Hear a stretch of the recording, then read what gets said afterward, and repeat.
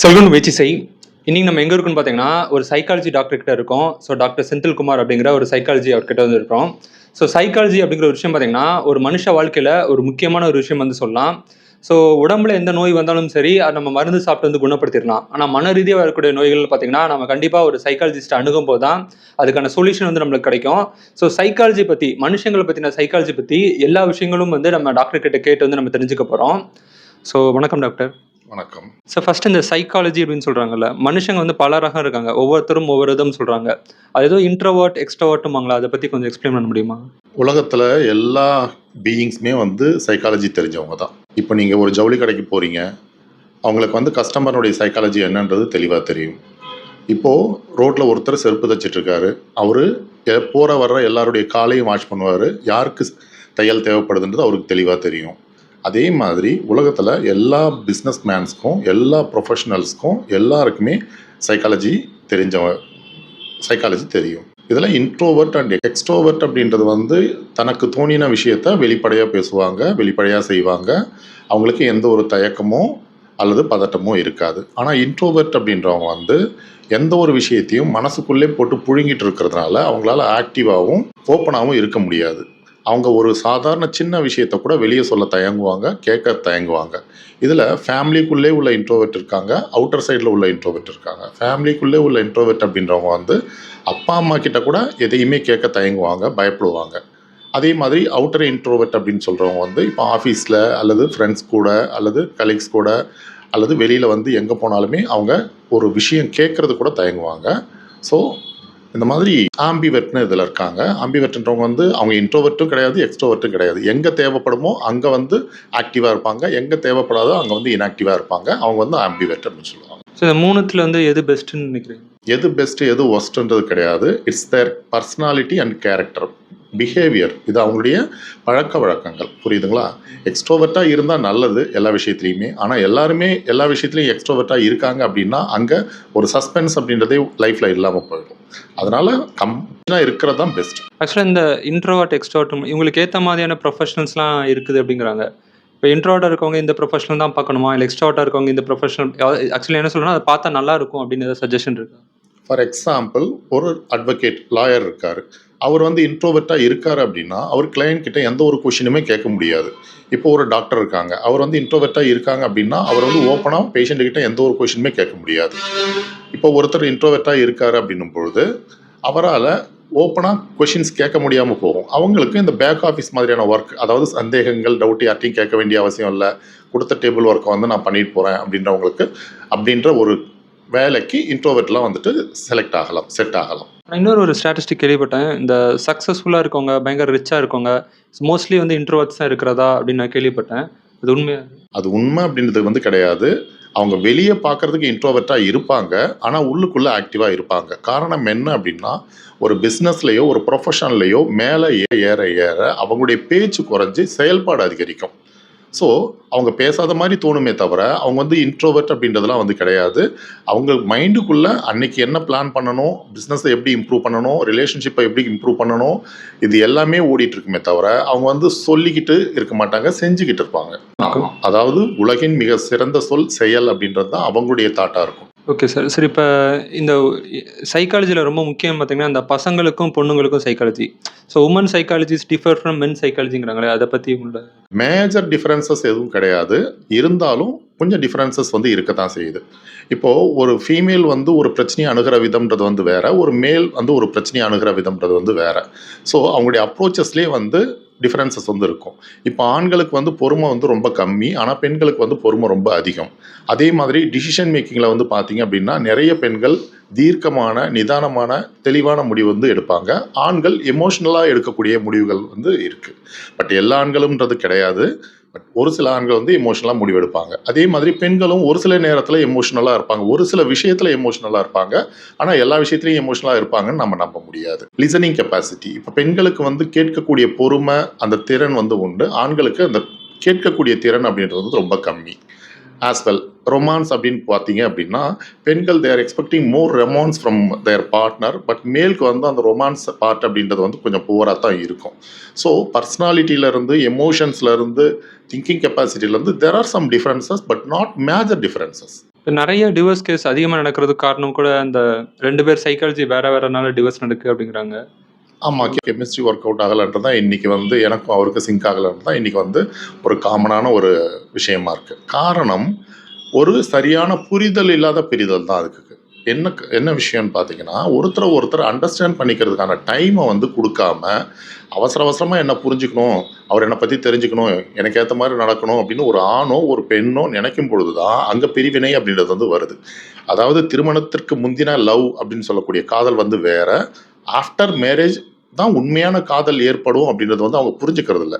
கல்யாணத்துக்கு முன்னாடி அவன் அப்படிலாம் இருந்தான், கல்யாணத்துக்கு பின்னாடி இப்படி மாறிட்டானேன்ற எண்ணம் ஆணுக்கும் பெண்ணுக்கும் இருக்கே தவிர, ஏன் மாறினாங்க, எதுக்காக மாறினாங்க, மாற வேண்டிய சூழல் எதனால வந்ததுன்றத பத்தி யோசிச்சா அங்க வந்து பிரிவினைன்றதே வந்து வராது. ஸோ இன்னொன்னு முக்கியமான விஷயம் என்னன்னா, அந்த ஸ்ட்ரெய்ட் ஃபார்வர்டா சில பேர் இருப்பாங்க. ஸ்ட்ரெய்ட் ஃபார்வர்டா இருப்பாங்க. மனசுல ஓப்பன் பண்ற எல்லாத்தையும் கொஞ்சம் ஓப்பனா வெளிப்படையா பேசுவாங்க.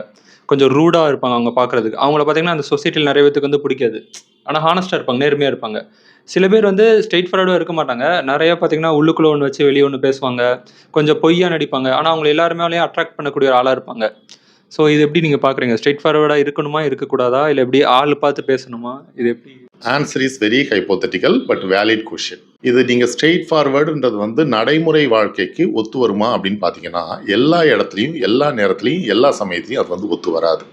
ஒரு உதாரணத்துக்கு, இப்போ ஒருத்தர் வீட்டில் வண்டி எடுக்கிறாரு. வண்டி எடுத்து ஒரு 5 கிலோமீட்டர் வந்து 5 கிலோமீட்டர் தாண்டி ஆஃபீஸ்க்கு போகணுன்ற ஒரு சூழல் வந்து வருது அப்படின்னா, வீட்டிலேருந்து வண்டி எடுக்கிறாரு. வீட்டை விட்டு வண்டி இறங்கும் பொழுதே ரோட்டில் ஒரு குண்டும் குழியுமா இருக்குது. ஒருத்தவங்க ஹார்ன் அடிக்காமல் திடீர்னு குறுக்க வரான். டிராஃபிக்கு, அந்த டிராஃபிக்கில் சந்து பொந்தெல்லாம் வந்து ஒரு 2 வீலர்காரன் வரான். பின்னாடி வர்ற லாரி சவுண்டாக ஹார்ன் அடிக்குது.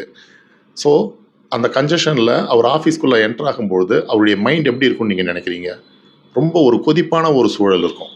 இப்போ அதை வெளிப்படுத்தினா என்ன ஆகும்? அங்கே வந்து எரிச்சல், கோபம், வலி, வேதனை இதுதான் வந்து மிஞ்சும். அந்த நேரத்தில் அட்ஜஸ்ட்மெண்ட். ஓகே, நம்ம சூழல் இப்படி தான் இருக்குது, நம்முடைய மக்கள் இப்படி தான் இருக்காங்க, நம்முடைய சமுதாயம் இப்படி தான் இருக்குது, இதை நம்ம அட்ஜஸ்ட் பண்ணிட்டு தான் போகணும் அப்படின்னா அந்த கோபம், வெறுப்பு, எரிச்சல் வந்து அங்கே வராது. ஆனால் வீட்டில் இருந்து கிளம்பும் போது ஏன்டா இப்படி வர, ஏன்டா குறுக்க வர, இங்கே பாரு பின்னாடி இப்படி ஹாரன் அடிக்கிறான், இந்த மாதிரி கத்திக்கிட்டே டிரைவ் பண்ணுறவங்க நிறைய பேர் இருப்பாங்க. அவங்களுடைய லைஃப்பை வந்து பார்த்தீங்கன்னா ரொம்ப பரிதாபமாக தான் இருக்கும். எல்லா விஷயத்துக்கும் கோவப்படுவாங்க, எல்லா விஷயத்துக்கும் ஏறுவாங்க, எல்லா விஷயத்துக்குமே அவங்க வந்து கடுப்பாகும் பொழுது அவங்க சுற்றி உள்ளவங்க பாதிப்பாங்க.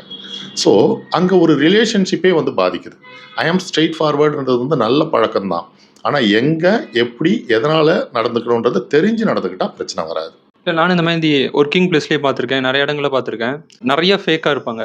ஸோ இந்த மாரி ஃபேக்கா இருக்கவங்களுக்கு தான் நெறைய ரிலேஷன்ஷிப் இருக்கிற மாரி ஒரு பிம்பம் எனக்கு தெரியுது. சில பேர் ஹானஸ்ட்டா இருப்பான், நேர்மையா இருப்பான். ஸ்ட்ரெய்ட் ஃபார்வர்டா இருக்கவனுக்கு வந்து அவன் கிடையாது ரூடா இருக்கிறான் அப்படின்னு சொல்லிட்டு அவன எல்லாரும் கொஞ்சம் ஒதுக்கி வைக்கிறாங்க. ஒரு லேடீஸா இருந்தாலும் சரி ஒதுக்கி வைக்கிறாங்க. ஸோ அதான் கேட்கிறேன். அது நம்ம ஆளுக்கு ஏத்த மாரி நடக்கணுமா? ஃபார் எக்ஸாம்பிள் குருன்னு ஒரு மூவி கூட பார்த்தேன். வந்து எங்க சல்லாம் போடணுமோ அங்க சல்லம் போடணும். எங்க எட்டி மிதிக்கணுமோ அங்க எட்டி மிதிக்கணும். ஆளுக்கு ஏத்த மாரி நடந்துக்கணும். அப்படிங்கிற மாரி அவங்க சொல்லுவாங்க. ஒரு பிசினஸ் மேனா சொல்லுவாங்க. ஸோ அதான் கேட்கிறேன். ஒரு மனுஷனா இருக்கிற வந்து நேர்மையா இருக்கிறது வந்து ஒரு தவறா பார்க்குறாங்களோ அப்படின்னு சொசைட்டிய பார்க்கும்போது தெரியுது. உங்களுக்கு நீங்க நேர்மையாக இருக்கிறவங்கள தவறாக பார்க்குறாங்க அப்படின்றது வந்து ஒரு பொதுவான கருத்தாக இருந்தாலும் அந்த நேர்மைக்கான மதிப்புன்றது வந்து எந்த இடத்துலையும் குறையாது அப்படின்றத நம்ம சரியாக புரிஞ்சுக்கணும். புரியுதுங்களா? ஒருத்தர் கோபப்படுறாரு, எரிச்சல் அடைகிறாரு அப்படின்னா எல்லா நேரத்திலும் எல்லா இடத்துலையும் கோபப்பட்டாலோ எரிச்சல் அடைஞ்சாலோ அவர் மேலே எல்லாருக்கும் ஒரு விதமான வெறுப்பு தான் வருமே தவிர ஈர்ப்பு வந்து வராது. அதே சமயம் இடம், பொருள், ஏவல் எந்த இடத்துல எப்படி நடக்கணும் அப்படின்றத தெரிஞ்சு நடக்கிறாங்க அப்படின்னா மற்றவங்க மனசும் கஷ்டப்படாது, அவங்களுடைய வேலையும் எளிதாக முடிஞ்சிடும். புரியுதுங்களா? ஸோ இடம், பொருள், ஏவல் தான் அங்கே முக்கியமே தவிர I am always straight forward அப்படின்னா வளைந்து கொடுக்கக்கூடிய தன்மை இல்லை அப்படின்னா அது வந்து ஒடிஞ்சு தான் போகுன்றதை நம்ம சரியாக புரிஞ்சுக்கணும். அப்புறம் இந்த ரிலேஷன்ஷிப் சூஸ் பண்ற விஷயத்துல கூட பார்த்தீங்கன்னா, நான் ஒரு சுவாமிஜி ஒரு இன்டர்வியூ ஒண்ணு பார்த்தேன். அதுல எப்படின்னா, நம்மள மாதிரி இருக்கக்கூடிய அப்படியே ஒரு பொண்ணையோ, இல்ல ஒரு பையனையோ சூஸ் பண்ணா, அந்த இடத்துல வந்து ஒரு சண்டை சச்சரவு வரும். செட் ஆகாம போகும். நம்மளுக்கு ஆப்போசிட்டா இருக்கிற மாதிரி ஒரு ஆள சூஸ் பண்ணிக்கிட்டா, ஃபார் எக்ஸாம்பிள் பையன் நல்ல எக்ஸ்ட்ரோவர்ட்டா இருக்கான். நல்லா பேசக்கூடிய ஆளா இருக்கான். இல்ல பொண்ணு வந்து அமைதியா இருக்கு. இல்ல பையன் அமைதியா இருக்கான். பொண்ணு நல்லா ஜோவியலா இருக்கு. இந்த மாதிரியான கப்பிள்ஸு இது வந்து நல்லா ஒர்க் அவுட் ஆகுதுன்னு சொல்றாங்களே, அது உண்மையா? எங்ககிட்ட அடிக்கடி கவுன்சிலிங் வர்ற கிளையன்ட் சொல்கிற மேஜர் ப்ராப்ளம் இதுதான். எனக்கும் அவருக்கும் மென்டலி செட் ஆக மாட்டேங்குது. இப்போ நான் வந்து எக்ஸ்ட்ரோவெர்ட்டாக இருக்கேன், ஆனால் என்னுடைய ஒய்ஃப் வந்து பயங்கர இன்ட்ரோவெர்ட் அல்லது ஆம்பிவெர்ட். அவள் என்கிட்ட கம்யூனிகேட் பண்ண மாட்டேன்றா. ஸோ இந்த மாதிரி பண்ணும்போது நீங்கள் என்ன சொல்கிறீங்க? ஆப்போசிட் பர்சனை செலக்ட் பண்ணணுமா அல்லது போத் 2 பேரும் ஈக்குவல் மைண்ட் செட்டில் இருக்கிறவங்கள செலக்ட் பண்ணணுமா? ஈக்குவல் மைண்ட் செட்டில் செலக்ட் பண்ணாலும் நமக்கு கொஞ்சம் இஷ்யூ வரத்தான் செய்யும். ஆப்போசிட்டில் உள்ளவங்களை செலக்ட் பண்ணாலும் நமக்கு கொஞ்சம் இஷ்யூ வரத்தான் செய்யும். அந்த இடத்துல எல்லாரும் சொல்கிற விஷயம் என்ன அப்படின்னா, நீ வந்து அட்ஜஸ்ட் பண்ணிட்டு போ அப்படின்வாங்க. நான் சொல்கிற விஷயம் என்ன அப்படின்னா, நீ வந்து அண்டர்ஸ்டாண்ட் பண்ணிக்கோ. உன்னுடைய ஒய்ஃபை நீ அண்டர்ஸ்டாண்ட் பண்ணிக்கோ, உன்னுடைய ஹஸ்பண்டை நீ அண்டர்ஸ்டாண்ட் பண்ணிக்கோ. அங்கே வந்து அண்டர்ஸ்டாண்டிங் தான் முக்கியமே தவிர நாட் அட்ஜஸ்ட்மெண்ட். புரியுதுங்களா? இப்போது ஒரு இன்ட்ரோவர்ட்டாக உள்ள ஒரு ஆண் ஒரு எக்ஸ்ட்ரோவர்ட்டாக உள்ள ஒரு பெண்ணை கல்யாணம் பண்ணிக்கிறாங்க. இப்போது அந்த பெண் வந்து வெளியே போகணும் அப்படின்னு விரும்புவாங்க. அந்த ஆண் வந்து வீட்டில் நான் ஐடியலாக இருக்கேன் அப்படின்னு சொல்லுவார். இப்போ அந்த பொண்ணுக்கு என்ன ஆகும்? வாரம் முழுக்க நான் வீட்டில் இருக்கேன், ஒரு நாளைக்கு என்ன வெளியே கூட்டிகிட்டு போனால் என்ன அப்படின்ற எண்ணம் தோணும். அதே அந்த பையனுக்கு என்ன தோணும்? வாரம் முழுக்க நான் வெளியே இருக்கேன், இன்றைக்காவது நான் வீட்டில் ஃப்ரீயாக இருக்க விடு அப்படின்ட்டு அவர் பாட்டு அவர் வேலையை பார்த்துட்ருக்காரு. அதாவது ஒய்ஃப் கூட இன்ட்ராக்ட் பண்ணிட்டு இருந்தாலோ, ஒய்ஃப் கூட அவங்க ஒர்க்கை ஷேர் பண்ணிட்டு இருந்தாலோ, அல்லது ஏதாவது ஒரு கம்யூனிகேஷன் பண்ணிட்டு இருந்தாலோ, அல்லது 2 பேரும் சேர்ந்து ஒரு செயலை செஞ்சாலோ, மூவி பார்த்தாலோ அங்கே வந்து பிரச்சனை வராது. ஆனால் இன்ட்ரோவர்ட்டாக உள்ள ஹஸ்பண்ட் ஆனவர் அவருடைய வேலையை மட்டுமே பார்த்துட்டு இருக்காரு அப்படின்னும்போது அந்த பெண்ணுக்கு எரிச்சலும் சலிப்பும் ஏற்படுறது இயல்பான ஒரு விஷயம். அதனால் ஒருத்தர் சரியாக புரிஞ்சுக்கிட்டு அந்த குடும்பத்தை நடத்தணுன்றது தான் விஷயமே தவிர, ஒருத்தர் மேலே ஈடுபாடு வருது, ஈர்ப்பு வருதுன்றதுக்காக நீங்கள் லவ் பண்ணுறீங்க. அவருக்கு உங்கள் மேலே உண்மையாக ஈடுபாடும் ஈர்ப்பும் வரணும் இல்லையா? உங்களுக்கு வருதுன்னா அது ஒன் சைடு மட்டும்தானே. எண்ணம் அவருக்கு தோணும். அதாவது கண்ணும் கொள்ளையடித்தால் அப்படின்னு நம்ம சொல்லுவோம். ஒரு பார்வை, அந்த பார்வையில் பரிமாறக்கூடிய ஒரு அன்பு, காதல், எதிர்பார்ப்பு, இது எல்லாமே சேர்ந்தது தான் அங்கே வந்து ஒரு முழு உறவாக வந்து அமையுது. புரியுதுங்களா? அவருடைய ஆக்டிவிட்டீஸை பார்த்து நம்ம இம்ப்ரெஸ் ஆகலாம். அந்த இம்ப்ரெஸ் லவ்வாக மாறிச்சு அப்படின்னா அது உங்களுக்கு தான் பாதிப்பு. இன்னொரு இப்போ மேஜர் இப்போ உள்ள இஷ்யூ, கரண்ட்டாக ஒரு ட்ரெண்டிங்கில் இஷ்யூ பார்த்தீங்கன்னா அந்த அஃபேர்ஸ். இப்போ ஒரு பையன் ஒரு பொண்ணு இருக்குன்னா அந்த பொண்ணு காலேஜ் படிக்கிறதுலேருந்து ஒரு பையனை லவ் பண்ணிட்டு இருக்கு. ஸோ கம்பெனிக்குள்ளே இருக்கும்போது வேற ஒரு பையனோட கமிட் ஆகுது, இல்லை ஹஸ்பண்ட் வெளியே இருக்காங்க, கம்பெனியில் வந்து பார்த்தீங்கன்னா வேற ஒரு அஃபேர் இருக்குது. ஸோ இது ஏன் இந்த மாதிரி இருக்குது? இதுக்கு ஏதாவது சைக்காலஜி ஏதாவது இருக்குது? இப்போ நீங்கள் ஒரு ரீல்ஸோ அல்லது ஷார்ட்ஸோ பார்த்துட்ருக்கீங்க. 2 நிமிஷம் கூட பார்க்க மாட்டீங்க, 20 செகண்ட் கூட பார்க்க மாட்டீங்க. நீங்கள் ஸ்க்ரோல் பண்ணிவிட்டு வாட் நெக்ஸ்ட் அப்படின்னு போகிறீங்க. அதாவது ஒரு ரீல்ஸ் அல்லது ஒரு ஷார்ட்ஸ் அல்லது ஒரு டிவி ப்ரோக்ராமை 20 செகண்ட்லேருந்து 2 நிமிஷம் வரை கூட பார்க்கக்கூடிய அளவுக்கு பொறுமை இல்லாத உலகம் இது. இப்போது இந்த உலகத்தில் தனக்கு பிடிச்ச ஆண் யார் இருக்காங்க, தனக்கு பிடிச்ச பெண் யார் இருக்காங்க அப்படின்னு பார்த்து அவங்க கூட ஏற்படக்கூடிய அந்த ரிலேஷன்ஷிப், அது வந்து ட்ரூ லவ்வாக இருக்கலாமா அப்படின்னு பார்த்தீங்கன்னா அது ட்ரூ லவ்வாக இருக்க வாய்ப்புகளே வந்து இல்லை. அந்த நேரத்தை, அந்த சமயத்தை, அந்த சான்ஸை அந்த பெண்ணும் ஆணும் யூட்டிலைஸ் பண்ணிக்கிறாங்க, அவ்வளோதான். பட் ட்ரூ லவ் அப்படின்றது வந்து ஒரு பர்சன் மேலே நிச்சயமாக கண்டிப்பாக இருக்கலாம். அதை அவங்க எக்ஸ்பிரஸ் பண்ண மாட்டாங்க. But they feel. அதாவது லவ் அப்படின்றத வந்து உணர்றதானே தவிர வெளிப்படுத்துறதுன்றது வந்து கிடையாது. வெளிப்படுத்துதல்ன்றது வந்து ஒரு அன்புன்னு சொல்லலாம். காதல் அப்படின்றது வந்து ஒரு உணர்வு. புரியுதுங்களா? ஸோ அவங்க 10 பேர் கூட பழகினாலும் அந்த பெண்ணுடைய அல்லது ஆணுடைய காதல் அப்படின்றது வந்து ஒருத்தர் மேலே தான் நிச்சயம் இருக்கும். அந்த பொண்ணு அவன் கூட பேசுகிறா பழகிறா அப்படின்றதுக்காக அவள் தப்பானவ கிடையாது. அந்த பையன் 4-5 பொண்ணும் கூட பேசுகிறான் பழகிறான்றதுக்காக அந்த பையனும் தப்பானவன் வந்து கிடையாது. பட் உண்மையான காதல் வந்து என்றைக்குமே மாறாது. பட் அன்புன்றது வந்து நம்ம யார் மேலே வேணாலும் வைக்கலாம். உண்மையான காதல் இப்பவும் இருக்குதா? இந்த காலகட்டத்தில் இருக்குதா? நிச்சயம் இல்லை. அது காதலுக்கான உண்மையான அர்த்தம் என்ன அப்படின்றது வந்து ஒரு நல்ல ரிலேஷன்ஷிப்பில் இருந்து 7 வருஷத்துலேருந்து குறைஞ்சபட்சம் 14 வருஷம் வரை அவங்க பழகி ஒன்னோட ஒன்று ஒருத்தர் நல்லா புரிஞ்சுக்கிட்டு நடக்கிறதா உண்மையான காதல். அந்த காதல் அரேஞ்சு மேரேஜ் ஆகட்டும் அல்லது லவ் மேரேஜ் ஆகட்டும், ஏன்னா குறைஞ்சபட்சம் ஒரு 7 வருஷம் அல்லது 14 வருஷம் கழிச்சு தான் அதை ஃபீல் பண்ண முடியும்.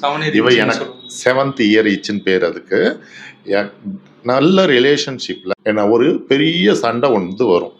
அதாவது ஆயுள் தண்டனை அப்படின்னு நம்ம சொல்லுவோம். ஏன்னா 14 வருஷம் ஒருத்தர் வந்து ஒரு பொருள் மேலே ஈர்ப்பு இல்லாமலோ அல்லது ஈர்ப்புடனோ இருக்காங்க அப்படின்னா அது வந்து கண்டினியூ ஆகும் அப்படின்றது தான். ராமர் வனவாசம் போனது 14 வருஷம், கடுங்காவல் சிறை தண்டனை என்றது வந்து 7 வருஷம் அப்படின்னு சொல்கிறாங்க இல்லையா? ஒரு நல்ல ரிலேஷன்ஷிப்பில் அந்த 7th இயர் ஈச் வர்றது இயல்பானது. அதை கிராஸ் பண்ணிட்டாங்கன்னா அவங்க சக்ஸஸ்ஃபுல்லாக அவங்க வந்து ட்ராவல் பண்ணுவாங்க. அப்புறம் இந்த சைக்காலஜிக்கும் மூவிஸ்க்கும் பார்த்தீங்கன்னா நிறைய தொடர்பு இருந்திருக்கு. ஃபார் எக்ஸாம்பிள் இந்த ஷாஷாங்க் ரிடெம்ப்ஷன் ஒரு படம் பார்த்தேன். அது ஃபுல்லாகவே சைக்காலஜி பேஸ் பண்ணி எடுத்திருக்காத சொல்லுவாங்க. அந்த படம் வந்து நம்ம மண்டைக்குள்ளே ஓடிட்டே இருக்கும். ஸோ அந்த மாதிரி நிறைய இந்த ஜெயில் கைதிகள் பற்றின படம் அது. ஸோ இந்த எமோஷ்னலாக க்ரைம் பண்ணுறாங்கல்ல, ஸோ பயங்கர கோவம் வருது, அந்த நேரத்தில் கோவப்பட்டு ஏதோ தப்பு பண்ணிடுறாங்க, அதனால் அவங்க லைஃபே வந்து ஸ்பாயில் ஆகுது. ஸோ இந்த மாதிரி கோபத்துக்கும் சைக்காலஜி நம்ம அணுகணும்னா இந்த மாதிரி கோவங்களை கண்ட்ரோல் பண்ண முடியுமா? சரி, ஒரு கேள்வி. குழந்தைக்கு ஒரு பொருள் தேவைப்படுது. அந்த குழந்தை என்ன பண்ணும்? அம்மாட்ட கேட்கும். அம்மா வாங்கி கொடுக்கலாம் என்ன பண்ணும்? பிடிக்கும். இப்போ அந்த குழந்தைக்கு அடம் பிடிச்சாதான் அந்த பொருள் கிடைக்கும் அப்படின்றது எப்படி தெரியும்? நாம பிறந்த முதல் செகண்ட்ல இருந்தே அங்க வந்து உளவியல் வந்து இம்ப்ளிமெண்ட் ஆகுது. அதாவது ஓரல் ஸ்டேஜ், ஏனல் ஸ்டேஜ் அப்படின்னு சொல்லுவாங்க. புரியுதுங்களா? இது வந்து சிக்மண்ட் ஃப்ராய்ட் சொன்ன விஷயம். அதாவது அப்போ ஓரல் ஸ்டேஜ்ல வந்து வாயை மூடி திறந்தா மார்பை சப்பணும் அப்படின்னு அந்த குழந்தைக்கு தோணும். அப்பதான் பால் கிடைக்கும்ன்றது அந்த குழந்தைக்கு தெரியும். ஸோ நம்ம பிறந்த உடனே அங்கே வந்து நம்முடைய சைக்காலஜி வந்து இம்ப்ளிமெண்ட் ஆகிடுது. புரியுதுங்களா? இப்போ நீங்கள் சொல்கிறது ஒரு ஜெயில் கைதியை பற்றின படம். இதே ஒரு பொண்ணுக்கிட்ட கேட்டால் எனக்கு ரொமான்டிக் ஸ்டோரி பிடிக்கும் அப்படின்னு சொல்லுவாங்க. இதே மிடில் ஏஜ் பையன்கிட்ட கேட்டால் எனக்கு ஹாரர் மூவி பிடிக்கும் அப்படின்னு சொல்லுவாங்க. இதே ஏஜ்டு பீப்புள்கிட்ட கேட்டால் எனக்கு சென்டிமெண்ட் மூவி பிடிக்கும் அப்படின்னு சொல்லுவாங்க. ஸோ ஆல்மோஸ்ட் எல்லா மூவியுமே பேஸ்ட் அண்டர் சைக்காலஜி. இதுதான் அப்படின்றதெல்லாம் வந்து கிடையவே கிடையாது. பட் என்ன ஒரு வித்தியாசம் அப்படின்னா, இன்டெப்த் அந்த சைக்காலஜிக்குள்ளே போகும்பொழுது தான் ஒரு சிலருடைய கேரக்டரை நாம் ரியலைஸ் பண்ணிக்க முடியும். இப்போ உங்களுக்கு அந்த படம் பிடிக்குது அப்படின்னா, உங்களுக்கு அந்த மாதிரி ரிவெஞ்ச் எடுக்கணும் அல்லது அதுலேருந்து வெளியே வரணும் அல்லது அதுக்குள்ளே என்டர் ஆகணும் அப்படின்ற ஒரு எண்ணம் இருக்கிறதுனால தான் உங்களுக்கு அது மேலே ஈடுபாடு வருது. ஆமாம், சக்ஸஸ் ஆர் எக்ஸ்ட்ரீம் ஃபெயிலியர். அதனால தான் அந்த ஈடுபாடுன்றது வந்து வருது. புரியுதுங்களா? ஸோ ஒவ்வொருத்தருக்கும் ஒவ்வொரு விதமான மூவி பிடிக்கும், ஒவ்வொருத்தருக்கும் ஒவ்வொரு விதமான நாவல் வந்து பிடிக்கும். ஸோ அவங்களுடைய ஐடியாலஜி எதை பேஸ் பண்ணி இருக்கோ அதில் அவங்களுடைய இன்வால்மெண்ட் வந்து இருக்கும். இதுதான் அப்படின்றது வந்து கிடையாது. Okay sir. இப்போ இந்த சைக்காலஜிஸ்ட் வந்து அணுகுறாங்கல்ல, இவங்க எந்த மாதிரி பேஷண்ட்ஸ்லாம் நீங்கள் பார்த்துருக்கீங்க இது வரைக்கும்? பொதுவாக மென்டலாக இருக்கவங்க தான் சைக்காலஜிஸ்ட் போடுறாங்களா, இல்லை எப்படி? மென்டலாக இருக்கவங்க அது தனி சைக்காலஜிஸ்டா, இல்லை நார்மல் மனுஷங்க வரவங்க தான்? சைக்காலஜிக்கும் சைக்காலஜிஸ்ட்டுக்கும் சைக்கியாட்ரிஸ்ட்டுக்கும் தெர் ஆர் டிஃப்ரென்சஸ். இப்போ ஜென்ரல் சைக்காலஜி அப்படின்றது வந்து இப்போ நார்மலாக ஒரு டீச்சர் ட்ரைனிங் படிக்கிறவங்கலேருந்து ஒரு டிகிரி படிக்கிறவங்கலேருந்து ஈவன் 10th 12th கூட ஜென்ரல் சைக்காலஜின்றது வந்து வருது. அது வந்து சைக்காலஜினுடைய பேசிக்கை உங்களுக்கு படிப்பிச்சு கொடுக்குது. அடுத்தது சைக்காலஜிஸ்ட்ன்றவங்க வந்து அவங்க ஒரு general psychologist. They will deal all those things without prescribing any medicines or some assessments. இப்போ கிளினிக்கல் சைக்காலஜின்னு இருக்குது. அந்த கிளினிக்கல் சைக்காலஜியில் they are able to certify few diseases and few assessments to identify a disease. புரியுதுங்களா? இப்போ நம்ம எப்படி x ray ஸ்கேன்லாம் எடுக்கிறோமோ அதே மாதிரி லேப் டெஸ்ட்லாம் எடுக்கிறோமோ அதே மாதிரி கிளினிக்கல் சைக்காலஜிஸ்ட் வந்து ஒரு சில அசஸ்மெண்ட் மூலமாக இவங்களுக்கு இந்த பிரச்சனை இருக்குது அப்படின்ட்டு அவங்க வந்து சர்டிஃபிகேஷன் வந்து பண்ணலாம். சைக்கியாட்ரிஸ்ட்னு வந்து they are prescribing for mental illness. அதாவது நோய்வாய் மனநலம் பாதிக்கப்பட்டவங்களுக்கு மனநோய் உள்ளவங்களுக்கு மருந்து கொடுக்குறவங்க தான் சைக்கியாட்ரிஸ்ட். There are differences. ஆனால் இது எல்லாமே ஒன்றா கம்பைன்ட் ஆகும்பொழுது அங்கே பேஷண்ட்டுக்கு வந்து நல்ல பெனிஃபிட் கிடைக்கும். Okay sir. நீங்கள் உங்கள் இப்போ வரக்கூடிய பார்க்கக்கூடிய ஆடியன்ஸ் யாரெல்லாம் வந்து இப்போ சைக்காலஜிஸ்ட் அணுகணும் அப்படிங்கிறதுக்கு ஏதாவது ஒரு அட்வைஸ் சொல்யூஷன் சொல்லலாம்? உளவியல் ஆலோசனை எப்போ தேவைப்படலாம் அப்படின்னா, உங்களுக்கு முடிவெடுக்கிறதுல ஒரு சிரமம் இருந்தாலோ அல்லது தேவையில்லாத குழப்பங்கள் மூலமாக உங்களுடைய நடவடிக்கைகள் பாதிக்கப்பட்டாலோ, நான் என்ன பண்ண போகிறேன், எனக்கு ஏன் இவ்வளோ கவலை இருக்குது, என் ஃப்யூச்சர் பாதிச்சிருமா அப்படின்ட்டு எதிர்மறை எண்ணங்கள் நிறைய இருந்தாலோ, அல்லது உங்களுடைய ரிலேஷன்ஷிப்பை ஒழுங்காக மெயின்டைன் பண்ண முடியல. ஒரு உதாரணத்துக்கு ஒரு பெண் ஒருத்தவங்க வந்தாங்க, எனக்கு இதுவரை 4 முறை பிரேக்கப் ஆகிருக்கு. இப்போ 5வது நான் ஒரு பையன் கூட ரிலேஷன்ஷிப்பில் இருக்கேன். இப்போ அவங்க கூடவும் பிரேக்கப் ஆகிற மாதிரி இருக்குது. நான் என்ன பண்ணுறது அப்படின்னு கேட்டாங்க. அவங்களுடைய கேஸ் ஹிஸ்ட்ரியை இன்டெப்த் நம்ம வந்து கேட்டு தெரிஞ்சுக்கும் பொழுது அந்த பொண்ணுக்கிட்ட தான் பிரச்சனை இருக்குது. ஆனால் அந்த பொண்ணு சொன்னது என்னென்னா, அந்த 4 பேர் மேலேயும் குறை சொல்லிட்டு இந்த பொண்ணு வேலைக்கு வந்திருக்கு. But problem with that girl. அதுக்கப்புறம் அவங்கக்கிட்ட உங்களுக்கு இந்த பிரச்சனைகள்லாம் இருக்குது, நீங்கள் இந்த ஆஸ்பெக்டில் வந்து மாறணும் அப்படின்னு சொன்ன உடனே அவங்க மாறினாங்க. ஃபைனலாக அந்த 5th ரிலேஷன்ஷிப்பை நல்லபடியாக கொண்டு போய் இப்போ ஹாப்பியாக அவங்க வந்து ஃபேமிலியை லீட் பண்ணிகிட்ருக்காங்க. ஸோ கவுன்சிலிங் அப்படின்றது வந்து உங்ககிட்ட என்ன பிரச்சனை இருக்குன்னு ஐடென்டிஃபை பண்ணி அதை நீங்கள் எப்படி மாற்றிக்கணும்னு நாங்கள் கைடன்ஸ் வந்து கொடுக்குறது தான் கவுன்சிலிங். புரியுதுங்களா? அவங்கள மென்டல் ஆக்குறதோ, நீங்கள் வந்து பைத்தியக்காரன்னு சொல்கிறதோ, நீங்கள் அந்த யூஸ் பண்ண வேர்ட்ஸ்லாம் இருக்கு இல்லையா, அந்த வேர்ட்ஸை நாங்கள் யூஸ் பண்ணவே மாட்டோம். ஒருத்தருடைய மனநிலையை தெரிஞ்சுக்கிட்டு அவங்க என்ன மாதிரி மாறினா அவங்க வாழ்க்கையில் முன்னேற்றம்ன்றது இருக்கும், அவங்க தொழிலில் முன்னேற்றம்ன்றது இருக்கும், அவங்களுடைய எதிர்காலம் எப்படி இருக்கும், அவங்களுடைய ரிலேஷன்ஷிப் எப்படி இருக்கும் அப்படின்றத அவங்களுக்கு நாம் சொல்கிறது தான் வந்து நம்ம கவுன்சிலிங் அப்படின்றது. உளவியல் ரீதி என்ன பிரச்சனை இருக்குங்கிறது கண்டுபிடிக்கிறது. ஆமாம், identification of behavioural issues. Okay sir. Next கொஸ்டின்லாம் கொஞ்சம் போகிறேன். So thank you for your interview. Thank you sir. So இந்த வீடியோ உங்களுக்கு பிடிச்சா லைக் பண்ணுங்கள், ஷேர் பண்ணுங்கள், முயற்சி செய்க்கு சப்ஸ்கிரைப் பண்ணுங்கள். தேங்க்யூ.